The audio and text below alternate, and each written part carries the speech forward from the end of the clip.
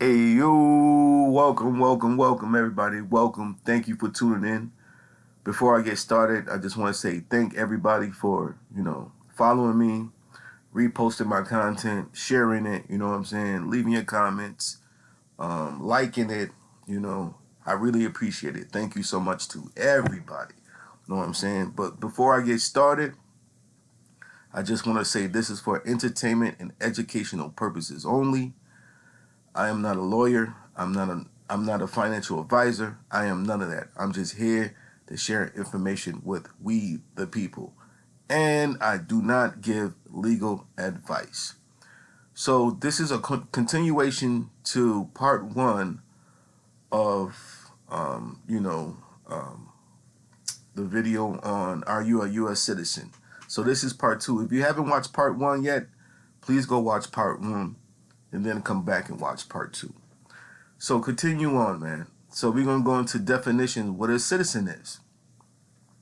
According to the Black Law Dictionary, second edition, citizen is a member of a free city or juror society, civis, possessing all rights and privileges which can be enjoyed by any person under its constitution and government and subject to corresponding duties. But you see right here, rights and privileges. As a U.S. citizen, you only have rights and privileges. You see it right there. You know what I'm saying? So we're gonna go into some more definitions. What is a federal citizen? A citizen of the United States. Black Law Dictionary, ninth edition, is a citizen of the United States. You see it right there. Black Law Dictionary, 8th edition, a citizen of the United States. Black Law 7th edition. Okay, then we go to federal citizenship, rights and obligations occurring by reason of being a citizen of the United States, state or status of being a citizen of the United States. A person born naturalized in the United States and subject to the jurisdiction thereof, right there. What is a subject? Look it up. Is a citizen of the United States and of the state wherein he resides. And it continues on and on and on and on and on. So we are going to go into, let's see, jurisdictions, the different jurisdictions, man. You know what I'm saying? You got common law, you got equity law, and you got maritime law, and we're going to start with those. I'm going to get my mouse to act right. Okay. So, what is common law? Common law is based on God's law. Anytime someone is charged under common law, there must be a damaged party. So you operate in common law. In order for a law to be broken, there must be an injured party. No ifs, ands, and buts. You are free under common law to do anything you please, as long as you do not infringe on the life, liberty, and property of someone else. You have the right to make a fool of yourself, provided you do not infringe on the life, liberty, or property of someone else. The common law does not allow for any government action in which prevents a man from making a fool of himself. For instance, when you cross over state lines in most states, you will see a sign which says, "Buckle your seatbelt." It's the law. This cannot be common law, because who would you injure if you did not buckle up? Nobody. This would be compelled performance. But common law cannot compel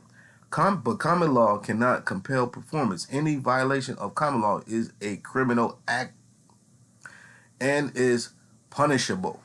All right? Then we got equity law. Equity law is the law in which compels performance. It compels you to perform in the exact letter of any contract that you are under. So if you have compelled performance, there must be a contract somewhere, and you are being compelled to perform under the obligation of the contract. Now, this can only be a civil action, not criminal. In equity jurisdiction, You cannot be tried criminally, but you can be compelled to perform to the letter of a contract. If you then refuse to perform as directed by the court, you can be charged with contempt of court, which is a criminal action.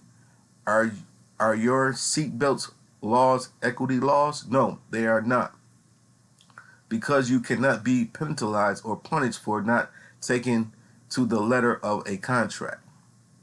All right. So we're gonna go into Admiralty Maritime Law. These are the laws that which they govern U.S. citizens. Admiralty Maritime Law is laws of the sea. All right.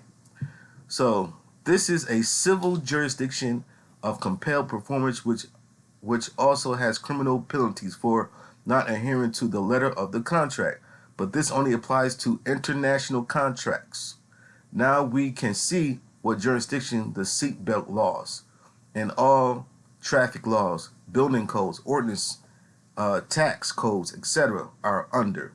Whenever there is a penalty for failure to perform, such as willful failure to file, that is Admiralty Maritime Law, and there must be a valid international contract in force.